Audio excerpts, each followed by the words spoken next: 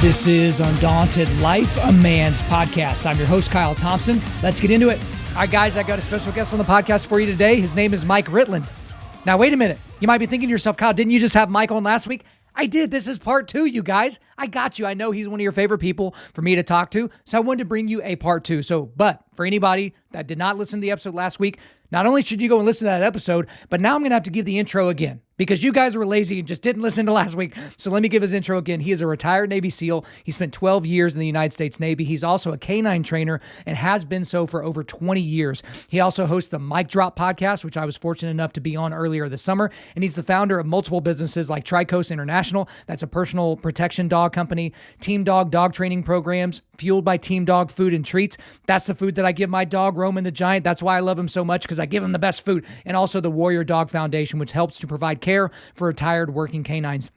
And in addition to all that, the guy somehow has time to write best-selling books. So he's a best-selling author of Team Dog, How to Train Your Dog the Navy SEAL Way, and Trident Canine Warrior, My Tale from the Training Ground to the Battlefield with Elite Navy SEAL Canines. Now, guys, in the first interview, we spent a lot of time talking about, why he went into the military, how he became a Navy SEAL. We didn't waste a lot of time on how he was cold, wet, and sandy during BUDS, because I think we all get that at this point. But why he was in the military, some of those stories, but also how he got into training canines and how he got into that whole world and why he's kept being in that world. But in this interview, I wanted to get a little bit more into his brain. And that has a lot to do with a new book that he wrote, which, that's why we're releasing this on this day, because as of today, his new book is out. It's in the show notes. You can go check it out and grab it, because he doesn't talk about the military really in his new book. He doesn't talk about canines. He's talking about America, and he's talking about these foundational topics, and he's talking about a lot of really kind of incendiary topics, right? And in this interview, we get into abortion. We talk about, equity versus equality and, equality of opportunity versus equality of outcome. And we get into a lot of that. But at the beginning of this episode, we talk a lot about his personal faith. And the reason why is because since I did the interview on his podcast earlier this summer, he's gotten a lot of negative comments from Christians that are like, oh, challenging his worldview. I've gotten a lot of negative comments only from Christians like, have you ever even heard of apologetics? Why didn't you say this when he said that? And, pretending like it was a chess match, which at this point, it's a good thing to kind of tell you the day I did the interview on his podcast, I had just met him, and it's a 3-hour-long conversation where we're talking about a lot of different things, where there was nobody that was trying to set a goal for what should happen in that conversation, aside from the fact that we wanted it to be entertaining and, intellectually stimulating for the audience, right? And then there's other conversations that Mike and I have had that you are not privy to because it hasn't been on his show or on my show, which we'll keep personal because that's something about the development of a friendship and a relationship. But in the first 20 minutes, it's about an hour-long conversation. The first 20 minutes or so, we spend talking about his worldview and talking about, the Christian worldview and the resurrection and those types of things. And I think you're going to be really interested in his answers because he's a very, very honest guy. That's why every time he comes on, I have to do, major language warning. If you have sensitive ears around, Mike talks the way he talks, and I'm not going to edit out anything that he says. I want y'all to hear it from the horse's mouth, how he thinks, right? Just because we have different worldviews doesn't mean I can't let him talk. But that's really the thing, that when you see a conversation like this, it's a good example. Yes, I am patting myself on the back a little bit here of how two people can vehemently disagree about core things, foundational things about who they are as a person, and yet no one's getting mad. No one's calling someone else the name. We're not trashing each other online or otherwise after the interview's over. He's not here for this introduction, right? This is after the conversation. So I'm not saying anything bad about the guy, but it's just a good example to you guys that in this divisive culture that we live in, that seems more divisive because of the news cycle, because of social media and all that, you can still get to a point where you can have a conversation with somebody that you disagree with and leave being buddies. Leave loving that person, leave, valuing that friendship. So I just wanted to kind of throw that out there to you, but I think I've done enough to tee you up for this conversation by now. You're probably like, okay, Kyle, I get it. Let's go ahead and get to the conversation. So I'm not going to keep him from you any longer. So without further ado, let's get into it. Mike Ritland, we're making a habit of this, but welcome back to Undaunted.Life, a man's podcast. Well, it's an honor and a pleasure to be here. I appreciate it. And I'll come back anytime you'll have me. So. Absolutely. Anytime you write a book or anytime you got something special, you have an audience here with us. Now, in the previous podcast that we did last week, we did, your military career and your dog training, and we talked about all that type of stuff. Now we're going to dig into a little bit more as to kind of what's going on in your brain, but also a new book that I'm excited to tell our audience about. But I'm going to pull a mic drop podcast on you. Okay. I'm going to start the podcast with a bunch of random questions that you get just a few seconds to answer. Okay. So you ready for me to mic drop you? Always. Okay, here we go. If you could only listen to one band's or one artist's music for the rest of your life, who would it be and why? Probably Pantera. I grew up listening to them, and I saw them live several times. And there was just always something about that band that I kind of connected with. And there were a lot of rough patches in high school that I went through. That I know a lot of people kind of connect with music that way, and I'm no exception. Is that there was just a lot of listening to those albums that they made, and I just love their music. I think it's different than the type of music that's just hard for the sake of being hard and heavy and fast and angry or whatever. They have kind of a bluesy groove, which their lead guitarist was actually from here in Dallas, as well as the drummer. They were brothers, but there was a lot of blues influence with a lot of their riffs and stuff, and so there's kind of a heavy groove to it where it's not all super fast, and I just love it. Yeah, R.I.P. Dimebag. I got a quick story. I was seeing Metallica for the first time in Tulsa a few years ago, and before the show was starting, they're playing music just like in the background. So there was some Slayer, and there was some this band or that band, Led Zeppelin. The crowd basically didn't respond to any of those bands, but the moment Pantera came on, the entire crowd before the concert was singing. And so even I think Jim Brewer was the opener. And he's like, okay, I guess we got a Southern rock, because they're kind of like Southern rock metal thing. I totally get the blues thing. But all right, next question here. What is the perfect home defense firearm? 12 gauge shotgun for sure. To me, and I'll quantify that or expound on that with 9-shot. Is what I would use. Don't use slugs or double-aught buck or whatever. Is that the beauty of 9-shot, and this is backed up actually by FBI statistics from a ballistics standpoint, is the most proficient round for neutralizing a threat that way. The beauty of it also is that it's not going to go through your walls and kill your kids or into the neighbor's house the way slugs or double or triple-aught buck will. So you don't have to be deadly accurate. The sound of it chambering around is pretty effective in and of itself. It's easy to shoot, especially if you stick with the 2 3/4 inch shells. Don't go 3.5. You can put 2 hands on it. Females or slighter built individuals can shoot it, no problem. And it's a tried and true firearm for that. No question about it. All right, I got a shotgun story, but I'll tell you off air. Sorry, guys, you can't even pay to have the rights to that story. I'll tell them later. But last one here, last random mic drop question. If you were forced to live in another country, which I know that's what it would take, okay? But if you were forced to live in another country for the rest of your life, but you were able to choose that country, where would you move to and why? Norway. For me, just half of my family, the Ritland side is from there, and it's just that type of terrain just is really what is probably my favorite terrain to live in, to be in, and I just feel the most at home in those types of environments. So I like cold, shitty weather, and I like big monstrous landscapes that kind of humble you that way. So for sure it'd be Norway, or if you want to even consider it a region, just the Scandinavian countries. I mean, Finland, Denmark, and Sweden are also certainly up there too. But I think if I had to pick between the four of them, it'd probably be Norway. Hey, about a year ago, I would have said New Zealand or Australia, but after seeing what's going on down there, I don't really know that I want to be a part of that. But let's kind of dive in a little bit more, because this is something that I've thought about, and you and I've talked about off air. Whenever I came down and I was on your podcast, obviously we spent a lot of time talking about God, talking about faith, talking about things therein, and then we kind of flowed in every which direction.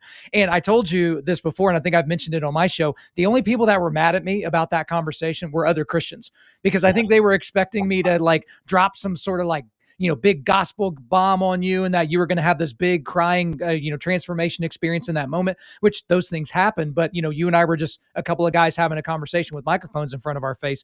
But there were some people that, follow me and follow you that weren't exactly sure where you would put your mark on the board in terms of where you land on your personal faith. And so I want to kind of, dig down on that a little bit before we get into the new book. But for you personally, if someone says, hey, what are you categorically? Are you an atheist? Are you an agnostic? Are you, I don't really care? Like, where would you put yourself?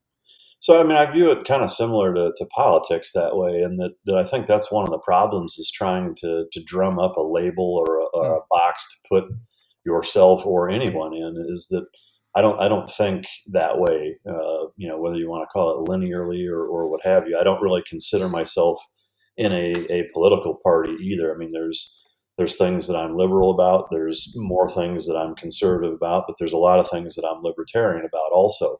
I wouldn't consider myself any one of those three down the line. So, and I view faith kind of that same way. I mean, I know we talked about, me growing up pretty staunch Lutheran and going through the 3-year confirmation process. And, I was pretty into it all of my childhood and high school, and really heavy into it the first couple of years I was in the Navy until I went overseas. And that's really what changed my perspective to just be more open-minded towards everything, including the prospect of maybe it's all bullshit. I'm not saying it is, but just open to the fact that that there are so many different categories or groups of people on the planet that are really really hard line, very specific to a certain specific faith. And they're all equally convinced that they're 100% accurate and correct and right and whatever. And obviously, you can't all be, So, that in and of itself, I think, kind of changes the paradigm or the lens with which I view faith. So, circling back to your question, I don't know. I don't know if it's legitimate or not. There are times where I think, yeah, that makes sense. That something will happen where it seems, more than a coincidence. There's other times where it completely rattles any prospect of having faith in any type of higher organized being or spirit, whatever you want to call it. I think ultimately, if you, waterboard me and say pick something, I would say I do think that there is something else to our existence. I don't have any idea what that is, and I'm not convinced enough to hook, line, and sinker say that this is what I believe 100%. I just don't know, so. You said you don't know several times, and this is an important delineating question that I've asked a lot of people, and I love the different answers I get. But because I struggle with this question as well, do you think it's knowable? Because there are certain things that aren't exactly knowable because the evidence literally does not exist. It's not something that we can surmise. Do you feel like it's something that you can know? I think it's a little bit in the eye of the beholder that way. I think the human brain is complicated enough, to where if you just separate us from all other animals, the things that we have the ability to do, look inside our own minds, look inside other animals' minds, view the universe, unlike any other animal can even possibly comprehend.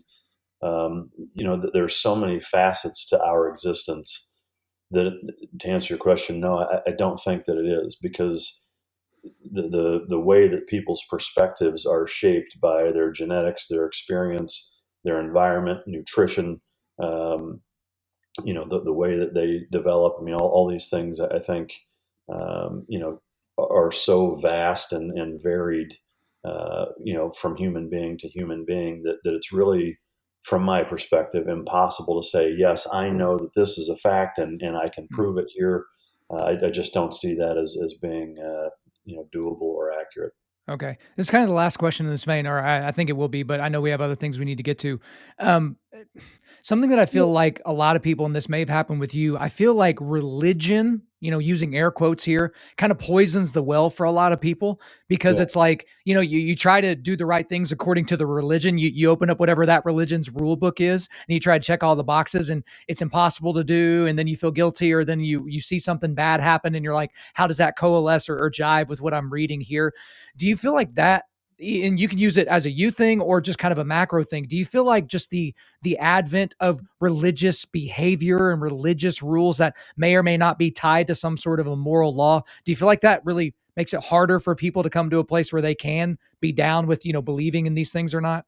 For sure it does. I think that that's part of it, and I'll talk to the other big part of it. I think, or at least from my experience, I think human nature. Anybody who's ever been a parent to teenagers can tell you that fuck the system is inherently ingrained in our human DNA. That way, is that we like to push back on things.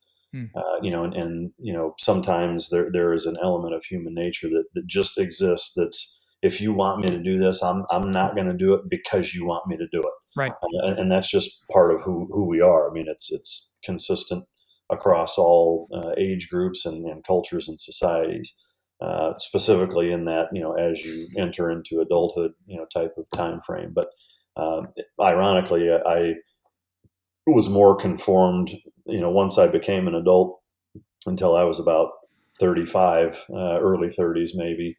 And then I've kind of come full circle where now I'm at least as much of that way as I was when I was a teenager, as I get older and more bitter and cynical. But the other part of it, I think, and this is, again, just from my experience, but I also see it in other people, and it seems fairly consistent with a lot of religious groups. And this isn't just Christianity, this is all of them.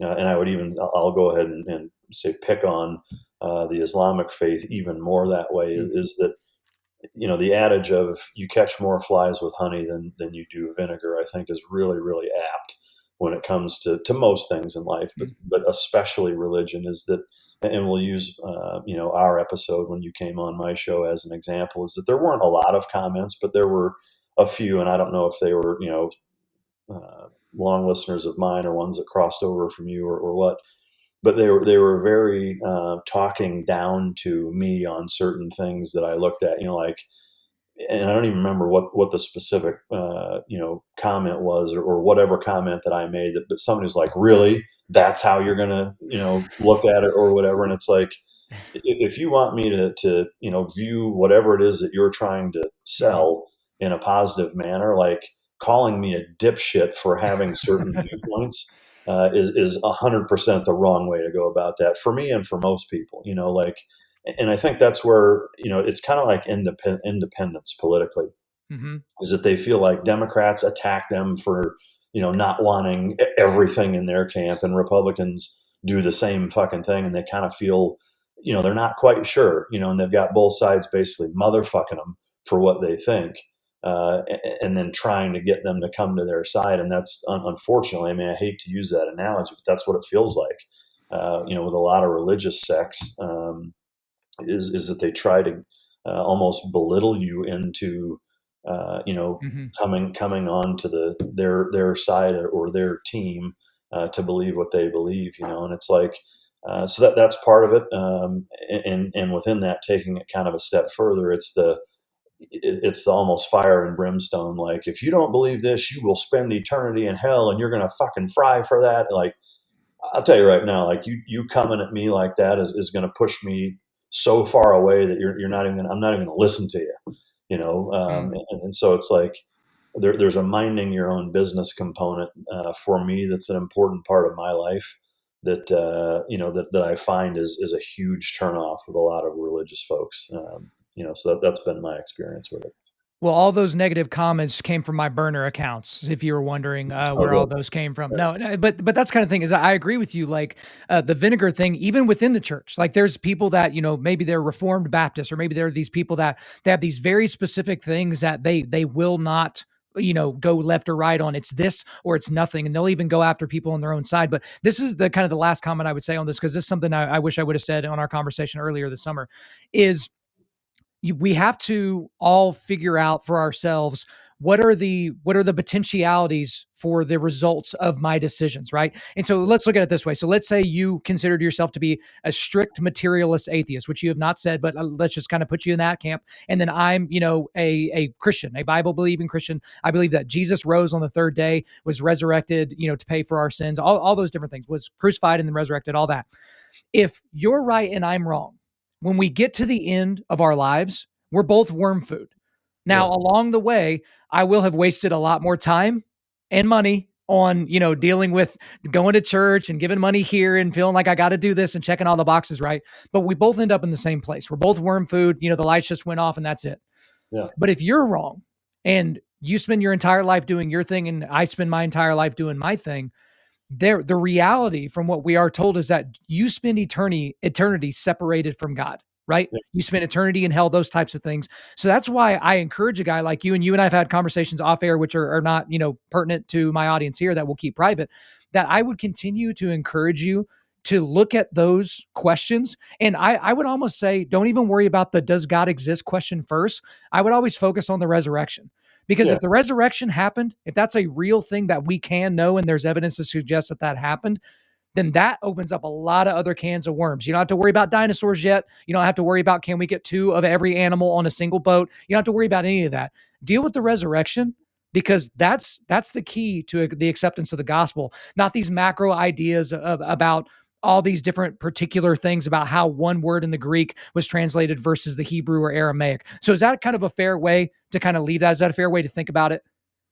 No, I think it is. For me, where I struggle with the convincing aspect in any regard is that, and I get the witnessing aspect Mm. of religion, but I don't understand why it's there. In that, to be blunt, it's like, why do you give a fuck what I think? Ultimately, like Yeah. you or anybody else, like, why do you care if I believe in God or not? Yeah, my answer to that is, and it's a pretty straightforward answer, is because I believe that every single human being is made with the image of God implanted on them. That's called the Imago Dei, right? Like we see that in the very first part of Genesis. And so because I see you as a brother, I also see you as a potential brother in Christ. And so I guess the way of saying is, like, whether it's you or whether it's a family member of mine that I would talk to about something like this, it's like, I want you to have salvation. I want you to have eternal life. I want you to have those things. And so you can think whatever you want, and I don't want you just to become a carbon copy of me who's a carbon copy of somebody else. Like, that's not valuable. I want you, Mike Ritland, with your way of thinking and your way of operating in life, to accept that as a truth. And Yeah, I will continue to say what the truth is to you, and whether you accept it or not is not up to me. And I can't carry that burden. That's not my cross to bear, as people would say it. But that's why I would say that I care, is because I have love for you as a brother, as a friend, as I would for even a stranger, would be the way yeah. that I would put it. So I appreciate you saying that, and I think that's a really good way to put it. And my advice to most people in your camp would be to take that frame of mind as opposed to the judginess Hmm. and the Amway pyramid scheme esque feel Yeah. that you typically get from people. It's the pushy, judgy, like those things just so severely pollute the original intended message that most people aren't even willing to listen to it because they feel like it's a door-to-door salesman or somebody is looking at them like they're inferior, Right. and that's one of the things, again, that I probably struggle the most with is that when I feel judged from somebody else who's fucked up just as much as I have or Or more. worse. Yeah. uh, it's like, who the fuck are you to tell me I'm screwed up? Like, I Right. don't need your shit about anything, So, yeah, I appreciate you saying that, and like I said, I think it's a great way to put it, and for sure brings my level of kind of guard down by hearing if that's legitimately like all I'm, Right.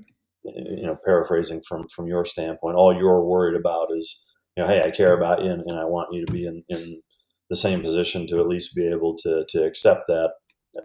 That's admirable, and I can certainly respect that. So Well, it's posture versus posturing. Posturing is, look how righteous I am. Don't you want to be righteous like me? That's posturing.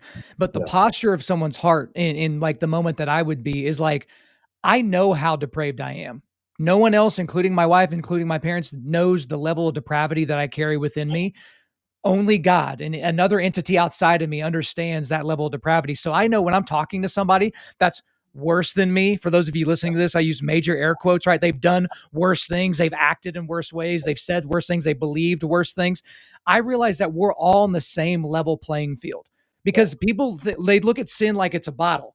Right. So it's like, oh, you murdered somebody. A ton of sin goes in the bottle. Oh, you said a lie. Oh, a little bit of sin goes in the bottle. And when you look at it from the side, we can all judge people by the level of sin they have. I say, look at it from the top, right? yeah, When you look down on the top of a bottle, you can't tell how much water is in there. You can't tell how much sin is in there. So it's like binary. Are you a sinner? Are you a bad person or are you perfect? That's the only binary. And so I think that really gets in a lot of people's way, is because they look at someone's disheveled appearance or they look at their background and they think, oh, a good loving Jesus could not possibly love that person. But you don't get that from the New Testament. When you dig into the New Testament, he spent a lot of time around people that were disheveled and horrible and immoral and all that. And his words were like, it's not the healthy that need a doctor, it's the sick. And so whenever all of us can look at ourselves on the sick side of that spectrum, I think it's going to go a lot better. Yeah, no, I couldn't agree more. And the last thing I'll bring up in terms of some of the heartburn is that there seems to be a parallel again with politics and religion from kind of a virtue Yes. signaling standpoint. Is that a lot of and again, this isn't just Christians. I mean, I've met plenty of Muslims and Buddhists and everything else, that fall into that same category of wanting to make sure that you see me doing what I'm doing, so you know that I'm a good fill in the blank, Right. Mm-hmm. and also I'm going to go ahead and highlight what you're doing, wrong, so that that you've got some work to do, and like I said, just when that's people's exposure to faith, then it's hard to wrap your arms around that and say, yeah, this is for me. I agree. Well, let's go from a very happy and loving topic to we're going to dig down into the declining of our country, right? So let's pep things up just a little bit. So you've got a new book that comes out, guys. If you're listening to this on time, the book comes out today, and in this book, you go into a lot of detail on the subject of kind of the decline of our country and where that's kind of coming from, where some of our foundations are crumbling. And it's not like any other book that you've written so far, right? So you focus a lot on the dogs and on your military career. That's not what this book is at all. You're going at some of the core things that we believe as a people and as a country. So how about you just generically, because we don't have all the time in the world, tell us what this book is about and why you decide to write it now. And as I understand, you're going the self-publishing route. So kind of where did this book all come to be and how are you getting it to us? Sure. So, in the last 3.5 years of doing the Mic Drop show, I've had the pleasure of having a lot of really interesting guests on, that many of whom have had decades of experience in certain um, elements of our society that are reflected in this book. And when I kind of tried to wrap my mind around all of the different viewpoints and kind of no bullshit real world stats that I got from these folks, coupled with what you hear in the media, they didn't jive. And so if you watch Fox, CNN, MSNBC, any mainstream media outlet for a couple of hours, just pick a day, you would think that the things that plague our country are very specific. When you look at the actual data, they don't match up, right? So we're being fed all of these, kind of hidden agendas or political and even economical agendas to feed certain big businesses and lobbyists and what have you. And it pissed me off. Is that we're being force fed certain things that this is what you should be worried about. This is just constantly being jammed down our throat of here are the problems that plague our society. But then you look at the top 10 things that people die from, or that are the biggest negative net impacts on our society, and that's not really what's being talked about. And so I noticed in talking with a lot of these people that I came into the conversation with the things that I think are really, really crucial to be able to hear somebody, to listen, to understand, to drop your politics, religion, and emotion at the door when you go into it, coupled with the prospect that you might actually be wrong.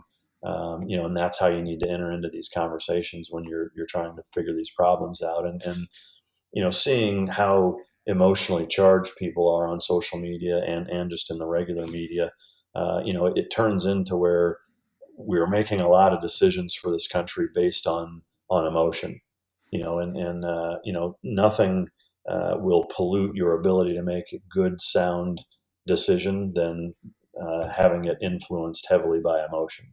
And so for me, it was important to kind of strip away all of the BS and really get down to like the root causes of all of the things that are making our nation turn into what it's being turned into from a societal and cultural standpoint. And so That was the biggest driver. Now, I also was not naive to the fact that, having kind of a 30,000 foot view approach to something like that can be daunting, right?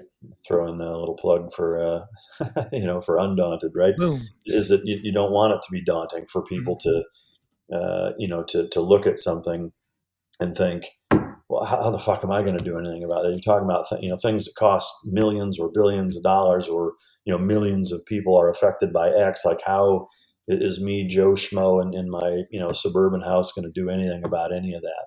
And that's a very real problem, I think, for most people, is that they just feel kind of, underwater that way. And so I wanted to say, here are the big problems. Here's why they're the way they are. Here's what we can do as a country to fix it, and here's what you can do as an individual to do your part to, to help solve that specific issue. So that was really the driver. Now, I was approached by one of the publishers that I've worked with in the past to do a book similar to this.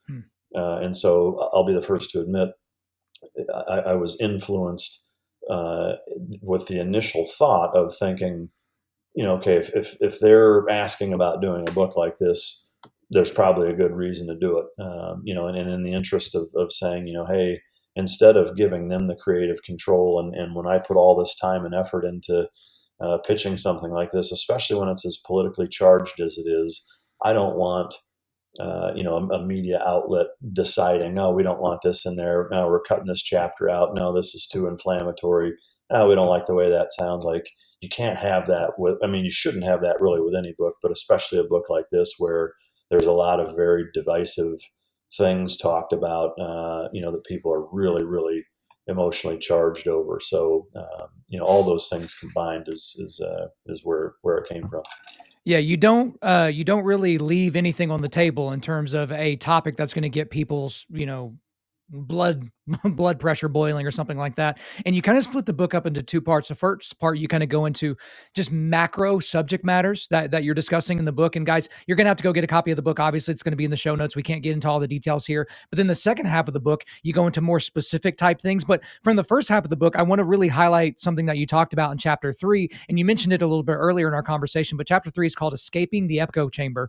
And so Escaping the Echo Chamber, I want to read this quote here. Quote, "Despite what anyone says, most people don't actually want to have their viewpoints challenged, their perspectives changed, or their beliefs called into question. They don't actually want to be presented with compelling truths on two sides of an issue and have to think for themselves. They just want to feel like they are in the know and on the right side, the winning side, the side that makes sense," unquote. So obviously, I feel like I intuitively know why that is, but I feel like that is a through point for the other points that you make in the first section of the book, because you're talking about, our problem with the victimization culture that we live in, and people don't want to hear how being a victim is a bad thing. We talk about how a lot of people just kind of act like a spoiled American brat. They've got all these things. Life is so good, and yet they're still stressed out all the time. Like the kids were, I loved a quote. I think you said you're churning out too many 18-year-old infants, right? Like, as a country, we're doing that. We're worshiping at the altar of these idiots that don't know anything about the subject they're talking about, whether it's LeBron James or some other random celebrity. But I feel like it all kind of comes back to the escaping the echo chamber part. We want the people on our side to hear the virtuous things we're saying, like you were saying earlier. Do you feel like that is kind of the hinge point for a lot of the issues we're seeing? 100% it is. Raise your hand if you like to be wrong. Yeah, nobody. Nobody likes to be wrong, right? Especially when it's something that you're passionate about. Something that you feel very, very strongly about. On your side, you could take abortion, right? Mm-hmm. On anybody's side, you can pick, a couple of things that they are really, really passionate about. That it's like, not only does the prospect not exist in their mind that they could be wrong, but they're scared to death of being wrong. Especially if it's a belief that you've fought hard for or held on to for a long time, or again, just feel really, really passionate about. It's hard to let that go. It's really hard to enter into a conversation when you're adamant about something. Take a disagreement with your spouse, right? Is that enter into that disagreement with the prospect. She may be right. I could be totally fucking, like, it's hard to put yourself in that frame of mind, but it's crucial, because the reality of it is that no matter who you are, no matter what the subject of conversation is, that is the case. You might be wrong. Now, you very well may be right also, but the prospect has to at least be possible in your mind that you are wrong. And so um, when you drop that, and simmer down the emotion, because again, I mean, pick any instance in your life where you were really, really emotionally charged and you decided on something. How often is it right? How often is whatever decision you made in that moment right?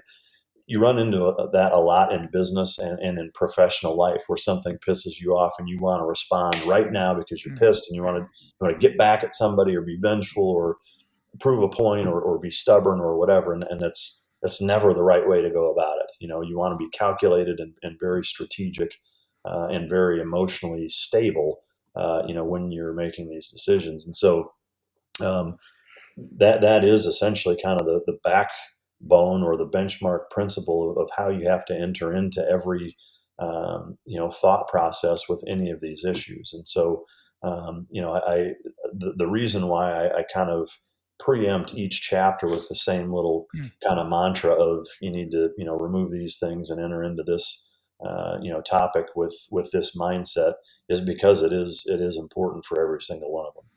When I think for a lot of people, if you just use this, I don't know if it's an adage or it's just generational wisdom, but the first person to raise their voice is probably the one that's wrong. I Yeah, feel like that's true. Like if you're debating who's the greatest basketball player ever versus Michael Jordan or LeBron James, or you're debating some actual real topic that has lives at stake, I think that's a really good place to start, because if you start with yelling, that's what I've told people. It's like, hey, if you're going to go to your school board, because of critical race theory or the pornographic books that are in your 5-year-old's classroom and all that, and you start when your time starts, you start yelling into the microphone, everybody can very, very easily tune that person out, right? yeah, Because you're not making points, you're just yelling at me. But I yeah. mean, you brought up abortion. So I guess since you brought it up, I guess we're going to have to talk about it, Mike, but there are some other subjects. We're not going to hang our hat completely on that. But you did something in your book that I feel like is a very fair thing. And that's when people get a little bit, not really offended, but they get a little bit suspect when people are talking about the abortion subject and they're only using religious language, right? They're only using Judeo-Christian morality, or they're only using the Bible or all that type of thing.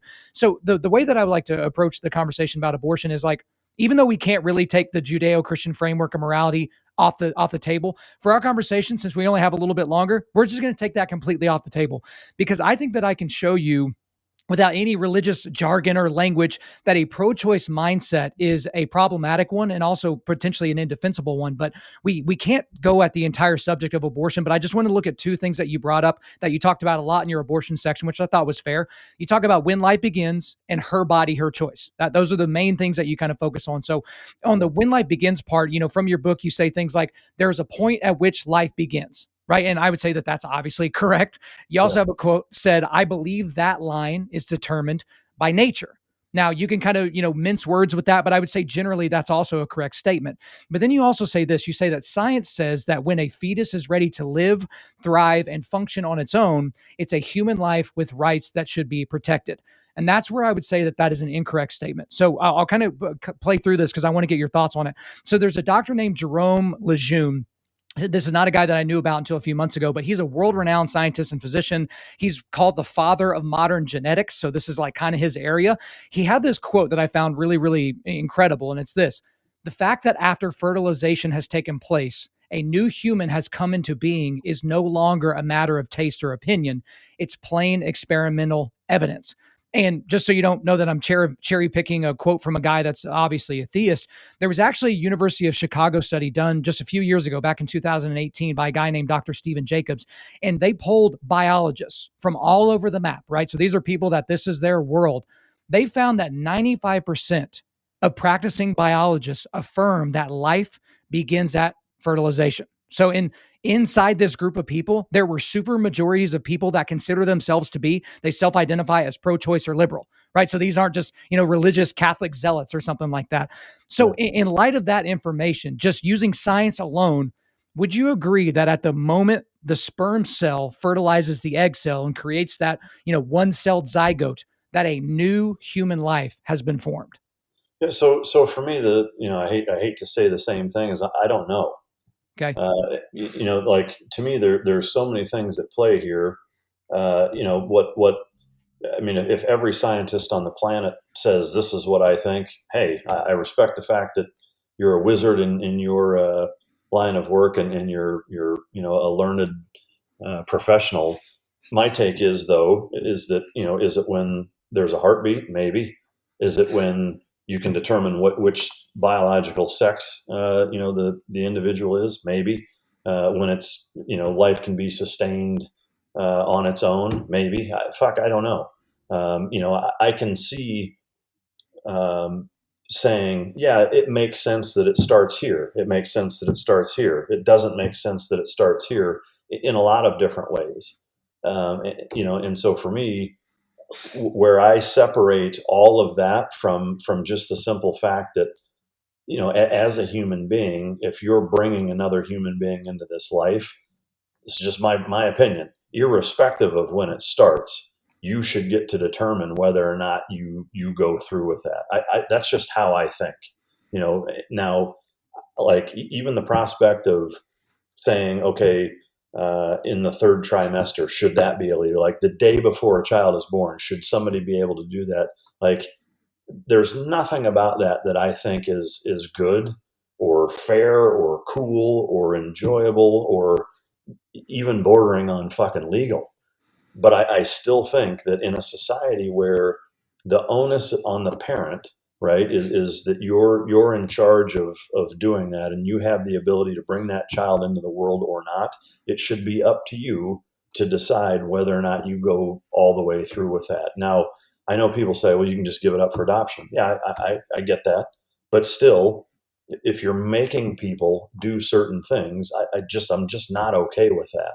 I think you still need to give people the choice to do what they want to do. That's just how I feel about it. Sure. We're bleeding into the her body, her choice part, which we'll get to here in just a second. But just kind of come back to even the initial point, because I think you brought up some fair points there.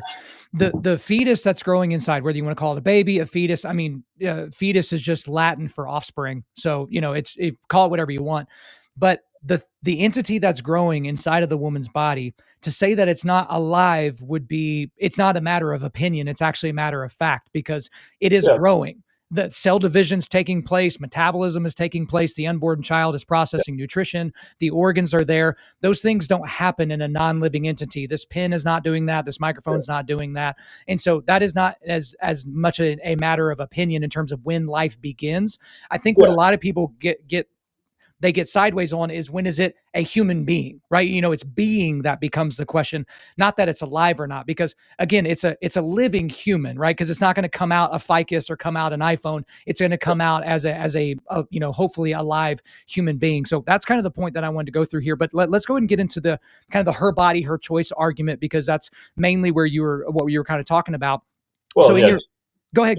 Just real quick, is that, yeah, even if I was to say, yeah, I do agree with you that life begins the instant conception takes place. Like even if I say, yeah, that's what I think, I still think that as a parent, you ought to be able to have the ability to choose to go through with it or not. That's just, yeah, I mean, I know that's what you're about to get into, but Right. just to clarify for anybody, it's like he doesn't even know what he thinks. Agreed, I don't. Like there's times where I think, yeah, it makes sense that it's here or there, or like fuck, I don't know.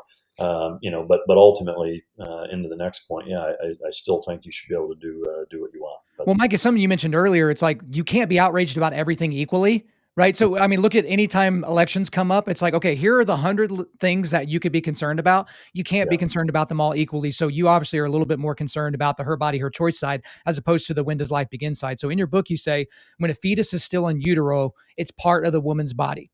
I'm going That to say state, our child, our choice, not her body, her choice. okay, and you do go into that in the book, which most people don't, which I thought was interesting, because it's like, what about the dad? Does the dad not get a say here? Yeah, So yeah, yeah, he's an afterthought, and I think that's bullshit. sure. So we'll get further into that, and we'll just assume that is the paradigm. So you say when the fetus is still in utero, it's part of the woman's body. That is technically incorrect. Also, you say science says that when a fetus is ready to live, this is a quote from earlier, and function on its own, it's a human life with rights that should be protected. Before that moment, a fetus is an extension of the woman's body, which is a statement that I would also push you and say that that's incorrect. And so, as we've established a little bit earlier, that what's inside the womb, it's a separate human body that's inside the body of the woman. So you probably heard this. I think may have even said this on your show, the old adage of, my right to swing my fist ends where your nose begins, right? Well, that still applies to the living human that's inside the womb. Your right to choose what to do with your body or our bodies ends where a living human in the womb's body begins. And this is why it's so important.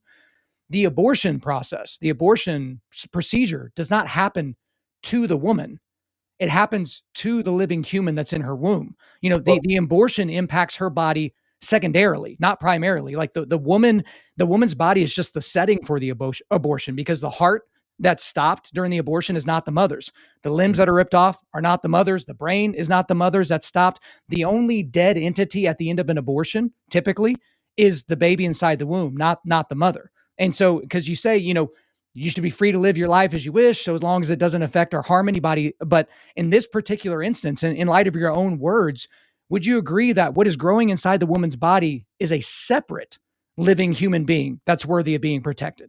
No, I wouldn't. And here's why: is that I know you just said that it's fact, right? That the baby inside of a child is its own thing. It's not an extension. Where are you getting, or how are you saying that that's a fact? So it's a separate living entity. It has its own DNA. It has its own organs. It's processing its own its own fluid, like the heart is beating on its own, the brain waves are moving on its own. Now, you can say that it's receiving nutrients from the mother, which is obviously a fact of nature. The same would be true on a baby that is geographically located outside the womb after birth, whether they're, a day old outside the womb, or my son who's a year and a half old. That baby is not viable. If we leave our house today and don't ever come back, the baby dies, right? So that's what I'm saying. It's biologically speaking, not religiously speaking, a separate human life. It's not an extension of the mother's life. It is a separate life entirely. Its own DNA, its own structure.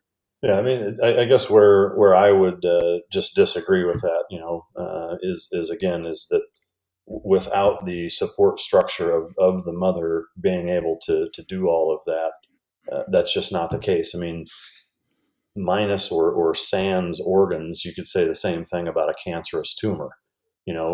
Its ability to thrive is because it's embedded into a human being. When you remove that, it doesn't have the ability to survive or thrive, and it dies. That doesn't make it its own entity from my standpoint, and I just feel that same way about a child now, or an embryo, or at whatever stage that fetus is inside the mother, is that until it can sustain life on its own outside of the womb, I don't view it that way. That's just my viewpoint on it. Okay. And we can agree to disagree, or you can say, well, it wouldn't survive, without a 2-year-old wouldn't survive. Fuck, a 5-year-old wouldn't survive in a lot of cases. I know 17-year-olds that wouldn't survive if their parents left them for a week. So and I say that half jokingly, but I do. That is how I view it, and I think where there's always going to be that area where we agree to disagree is because I'm not attaching it to any religious aspect whatsoever. While I think this is just how I view it, is that, and I respect the fact that you're a man of faith. I really do. Is that I think that because faith being what it is that it's impossible to separate yourself from it entirely, right? You can say, we're just going to remove the religious aspects. Well, I don't think you can, because it makes you think a certain way, right? Which there's nothing wrong with that.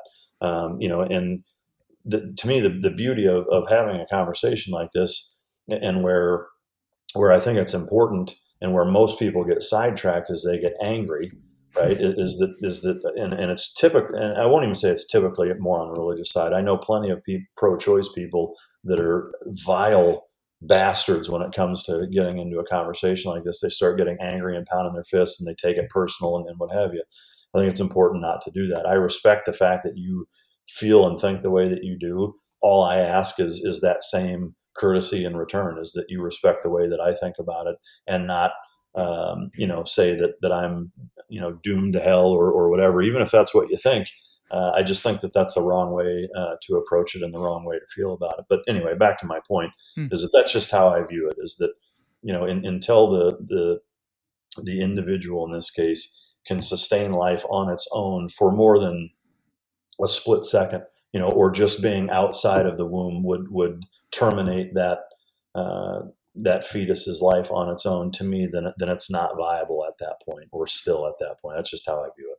So I would tell you that I certainly agree with the statement you just said, but probably for a different reason. When you say you can't remove the religious ideas and all that, it's kind of ingrained. I know the point that you were making to where you can't make an argument without that as your worldview.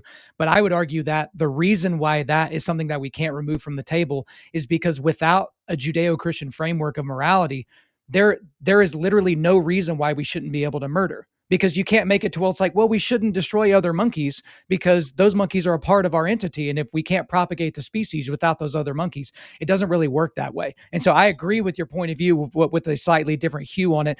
But also I would say, I think everything kind of boils down to this. Like if someone had to boil down kind of the pro-life position, whether they're coming at it, because there are pro-life atheists, believe it or not, that's actually a category of person, but it boils down to abortion intentionally and directly destroys an innocent human life. And as a guy that is, spent his entire career basically trying to protect innocent human life, that's kind of where I think that there might be some areas of extra consideration. And from my saying and from your saying, it's always wrong to intentionally and directly destroy an innocent human life. But for you and I are going to have to sit down over some good scotch and maybe some beef ribs to have this discussion further. But I don't want to give short shrift to any of the other subjects in the book because I know we're running short on time. But that's something that Can I get the last word in real quick? Yeah, go for it. Go for it. On the murder thing, I get it. Where it's tricky is that everybody's perception or perspective or their take on what's innocent, what's murder, what's justified, what's not, varies vastly in some cases, person to person. We kill people all the time, on behalf of the U.S. military, on behalf of law enforcement, on behalf of science, doctors, et cetera. Maybe they make the wrong call. Maybe they don't give a shit because this guy's a tweaker. And I mean, I can tell you from experience, and I know, that while it's not a popular opinion, like that is the case, is that there are first responders that are going to give a better level of care to somebody that they think is a better person than somebody that just tried to stab them, and maybe is flatlining, and they're like, man, you know what? I'm due for lunch. Yeah, I'll let somebody else handle this. Like that stuff happens, and so to me, that's where it's really, really difficult to have these like black and white consistencies when they just don't exist. And so to me, I just feel it's a little disingenuous to say like, if you allow abortion, then you're just okay with murder. Like to me, that's something that the left is very guilty of Right. saying, oh, like you don't want to get the vaccine, so you want to kill old people. Like Right. to me, that's that same kind of thing. It's just like that's a fucking cheap shot, and it's one that frankly is rooted in emotion and not in actual any basis of fact. Because again, there are a lot of instances where we absolutely condone taking other people's lives, and whether or not that person is innocent or not is absolutely debatable. So anyway, I just wanted to bring that up. Well, Mike, this is my show, so I get the last word. Dang it. Okay. You don't get to tell me what to do, but no, but like to your point though, like you're making the right point. So when people are like, oh, so you're anti-abortion, so are you also anti the death penalty? And I'm like, are you really comparing? So like in the state of Oklahoma, there was a lot of hubbub about this guy that was executed last week. This guy put a grocery store clerk or a convenience store clerk on his knees, blew him away and took him for $2.50.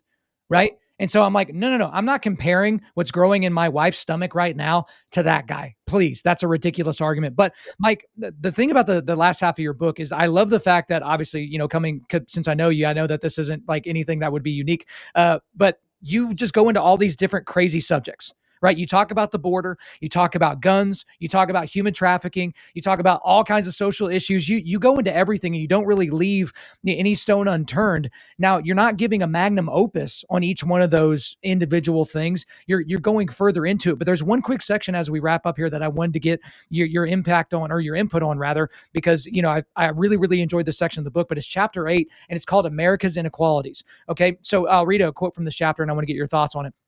As we talked about in the second chapter, the road to hell is paved with good intentions, and the quest for creating equal opportunity for every citizen is beginning to morph into a crusade for creating equal outcomes. This is a subtle yet dangerous shift. Now, I think most people would agree with you, Mike, that it's a subtle shift, right? On both sides of the issue.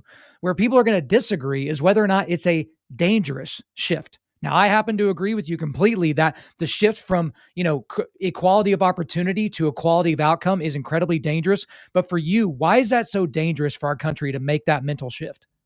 Well, because I think that's the springboard into socialism or even communism.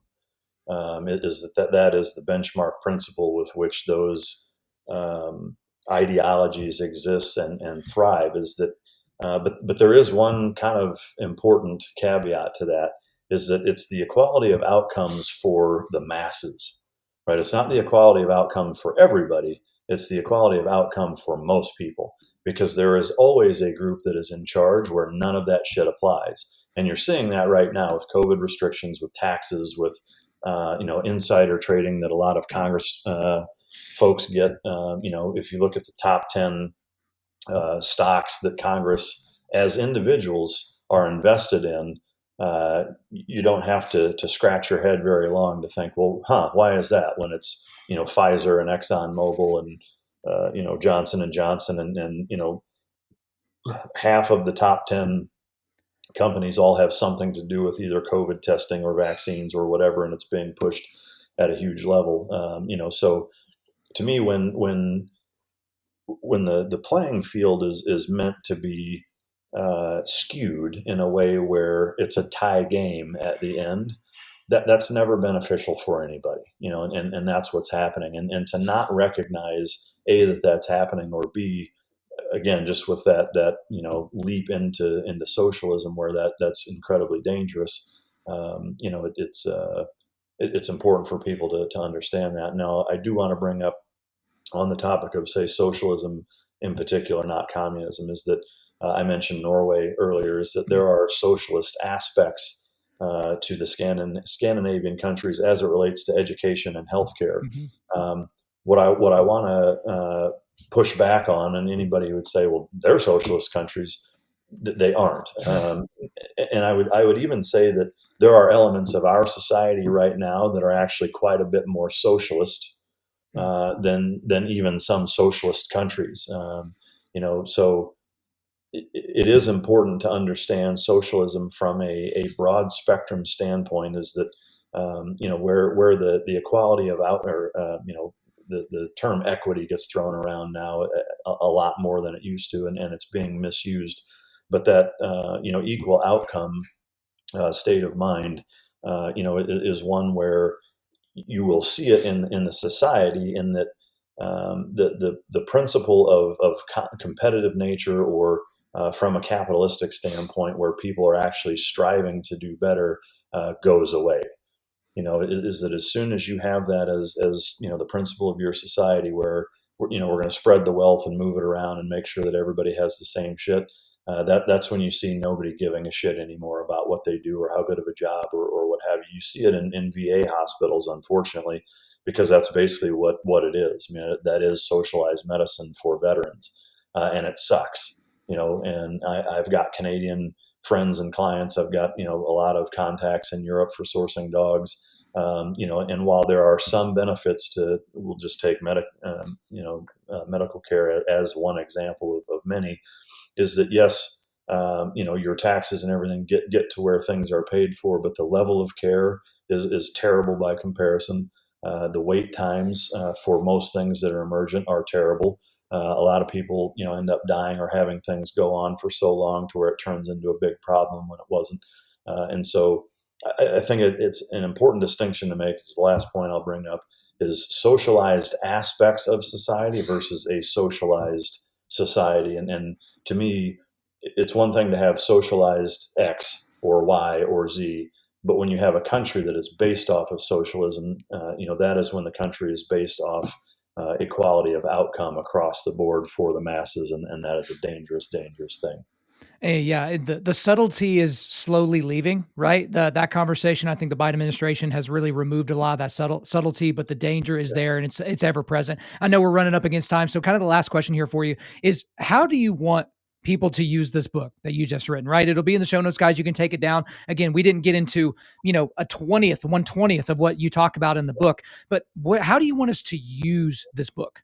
Yeah, I do have an extra 10 minutes, if that helps. But It does help because I have other questions, so go for it. how I want people to use this book essentially is just as something that opens their eyes to A, what the real problems in this country are, and B, how to actually look at them to where you can evaluate them without being as biased as possible. It's inherent for human beings to have some level of bias, no matter what they're looking at or talking about, based on their experiences and the way that they've been brought up and a lot of other things. But being at least conscious enough that you have bias and trying to figure out how to remove it to the best of your ability before you look at all of these things and then make a decision on how you want to try to tackle it, I think is the key to being successful in solving the country's problems. And so when you say solving the country's problems, again, most of us, the moment you said that, there were probably two people that came to mind: Biden or Trump, right? Yeah. Solving the country's problems. But obviously, I'm the type of person that it's like who the president is shouldn't really matter that much. It Yeah. shouldn't really matter to your day-to-day living because you make decisions for yourself. Like what Trump says on Twitter or what Biden does, whenever he's, I don't know, walking through Europe, trying to convince everybody that we should all drive around in electric cars. That Starving doesn't affect himself how with you Trump talk to vote. your wife, right? Yeah. That doesn't affect how you deal with those certain situations. So do we all just have a skewed perspective? Have we just, are we worshiping at the altar of the federal government and its ability to make our lives easier at this point? Yeah. I mean, the chapter Jay-Z isn't Jesus, Mm, is essentially um, the root kind of principle of that is, and not just in pop culture, which I think that kind of speaks for itself, but especially so on the political spectrum, is that now with social media. And I do want to mention one of my ideas that I've come to the conclusion after hearing a lot of the Senate hearings on some of the Facebook stuff and whatever. So it's not in the book. I wish I had put it in there. It's just something that it kind of came to me after watching a lot of that stuff. But if you look at politics, right, they're supposed to be elected representatives. And I talk about, I don't have time to explain mm, how I think we should elect people instead of them running for offices that they get called to it, basically the same way a grand jury works. Um, but with Twitter specifically, you've got these politicians that turn into popularity contest or public figures that care more about a snarky or witty or snappy meme, that gets 10 million retweets or whatever, and it turns into these public officials that are now revered, right? Where it should be the other way around, is that you should know you work for me, right? And you should be fucking scared of us voting your dumb ass out of office, like not the other way around. Like you don't tell us how the cow eats the cabbage, we tell you how the fuck to vote. And we've gotten so far away from that because now all of these different personalities, and this is on both sides of the aisle, have become so popular in social media that they let that get to their head, and it influences their policy. It influences the way that they interact with people. It influences their self-interest. It even further, I think, pollutes their desire to get reelected. Not that it wasn't terrible to begin with, in the grand scheme of most people, when they get elected about 6 months into office, they're now worried about their reelection campaign, and that's right. what they're focused on, and that's a huge problem. So um, to your point, yes, we've gotten so far off the beaten path in terms of idolizing people that shouldn't be idolized. Nobody should be. To me, and I talk about this at length too. Like if you're not willing to hold yourself and your own side, your own guy, party, whatever you want to call it, to the same standard that you're willing to hold the other side to, it's never going to work. Mhm. Right? Both sides have to be equally critical of themselves as they are the other side. That doesn't happen, so that's a huge problem. Now, on the social media thing, one thing I wanted to bring up, I do truly believe social media is one of the biggest problems in this country, for a lot of reasons. The two that I'll highlight right now are just the way that people interact. Is that there's not an understanding that there's any consequence for behaving however you want. Mhm. There's zero consequence, right? And so for adults, that's poisonous because now people turn into total assholes, right? They run their mouth with no fear of getting punched in it. They run their mouth with no fear of any legal recourse because they're completely anonymous, trolls with VPNs and whatever else. So there's that. That's, I think, pretty obvious why that's toxic to our society, because that now people start to treat each other that way, even in real life. On the child side is that now they're being brought up with these types of unrealistic expectations, both from a body standpoint, from a behavior standpoint, a lack of social cues. I've met a lot of kids, my kids' friends, or people in the age group of in their teens, coming into the workforce and hiring people for certain things and what have you. And one of the bigger things that I've noticed is a lot of kids nowadays don't really know how to interact with people because they don't do it very much. Mm-hmm. They're very socially awkward and inept, and can't read body cues when they're saying weird shit or being awkward or uncomfortable or whatever. They just don't get it, because they're so used to texting and Snapchatting and then whatever else. And then there's a treasure trove of studies on the negative impacts that it has in terms of dopamine and serotonin and getting likes and messages and things like that, and how ultimately how it leads to depression, and suicide rates are through the roof, or the highest they've ever been in those age ranges. Mm-hmm. And it's all tied to that stuff. And so my take, very simply, is to take passport or driver's license type of requirements for that. You've got to be at least 16, right? And now you can set up a government bureau. Now, while I am not a fan of having the government involved in any other aspects of our life, this is one that I would say I'm okay with, the same way I think driver's license and passports make sense.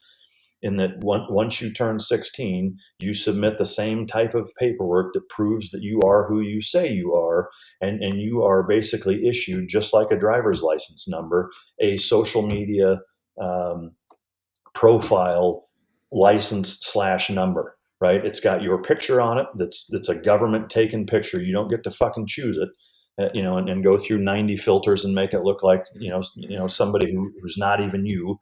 Match.com profile, as an example, or Grindr in our case. But so here you're issued your government issued social media profile. So now that you're 16, you don't get to have one until you're 16. Now, once you're at that point, if you go on Facebook, you go on Instagram, you go on Twitter, whatever, now it takes all of the censorship bullshit off of their plate. Now everything is completely wide open. They don't get to or have to be responsible for picking and choosing of shutting this person down or doing this or that. Is that whoever makes the comment, every fucking person knows exactly who you are.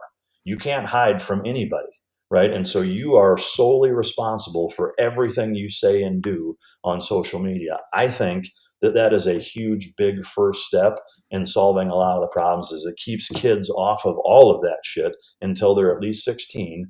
And then they've got that couple of year buffer where they're still living at home, and the parents can kind of help navigate the same way you do driving.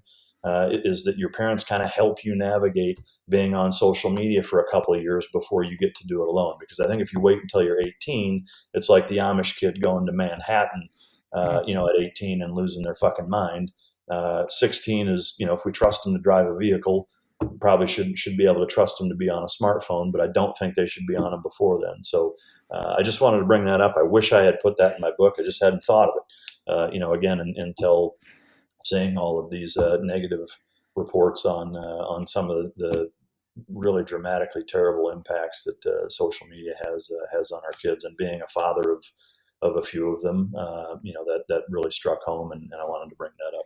Well, hey, that just means you're going to have to write a second part to it, right? You're just going to have to do a part 2 of this book, but because I'm with you, there's also the consequences of you say something on Twitter or you say something on Facebook that you would never say to someone's face. I'm certainly not the first person to point that out. I think even Mike Tyson was talking about that. It's like, it's amazing what people say whenever the threat of being punched in the face is not there. And so obviously there's a big part of that in our current society, but thank you so much for going into all the detail on the new book and for, kind of going through all these conversations. Guys, there's an example of how you can have a cordial conversation about some pretty highfalutin topics and not want to kill the other person. But man, that is all for me. Is there anything else you want to get off your chest? No, I appreciate you coming on, and like I said, I love the pushback. I love that we can have that kind of conversation and not agree on things without motherfucking each other, and I think that's the only way that you really solve any problems. And the other thing too, I think, broad spectrum for all of this stuff is realize is that sometimes that's going to happen. Sometimes, no matter how right you think you are or how many facts you have to back up whatever, there's people that are just going to be like, I still just disagree with it, and that's okay too. That needs to be okay for us to have a legitimate free society where the First Amendment is actually, in play and used the way that it's supposed to be, because a lot of times it's not. So I appreciate you having the dialogue with me. You got to have a space to say your piece and then just let the chips fall where they may. Mike Ritland, thank you for coming on Undaunted.Life, a Man's podcast. Amen. Thank you. There you go, guys. I hope you enjoyed my interview with Mike Ritland, another interview with Mike Ritland. That's number 3 now. And guys, we didn't get into even half the stuff that I wanted to talk about on this one, which just means we're probably going to have to do a part 4 at some point. So guys, I really, really appreciate you listening in. But before we let you go, we are going to do a quick resilience boost. At Undaunted Life, our mission is equipping men to push back darkness. And specifically, we do that by providing you content like this podcast. It helps you forge spiritual, mental, and physical resilience. So here are the links from today. I've got a link to Mike's website, so you can go check out all his stuff there, including his shop. I've got a link to his books. So if you want to just go straight to Amazon, you can go and check out his books there. And one quick thing on Mike's website, if you go to his shop on there, you can buy bundles that involve his new book, so signed copies and different things like that. But if you don't want to buy it there, you just want to buy it from Amazon, I've got a link to that as well. And then also a link to Mike's YouTube channel. All right, guys, thanks so much for listening to this podcast. We do appreciate it. Wherever you're listening to this, please subscribe, rate, and leave us a positive review. If you want me to come speak live at your event or on your podcast, just shoot me an email to info@Undaunted.Life. That's info@Undaunted.Life. Follow us on Instagram and TikTok and like us on Facebook. And you can also check out our website for everything else, including how to donate to keep more content like this coming your way. Just go to www.Undaunted.Life. And as always, we're going to thank the band August Burns Red for allowing us to use their music for our content. The intro-outro track on this podcast is our song Cutting the Ties, which is off their 10th anniversary re-recording of their album Leveler. The links are in the description. I'm your host, Kyle Thompson. Remember, keep pushing back darkness, keep forging spiritual, mental, and physical resilience, keep seeking the Lion of Judah.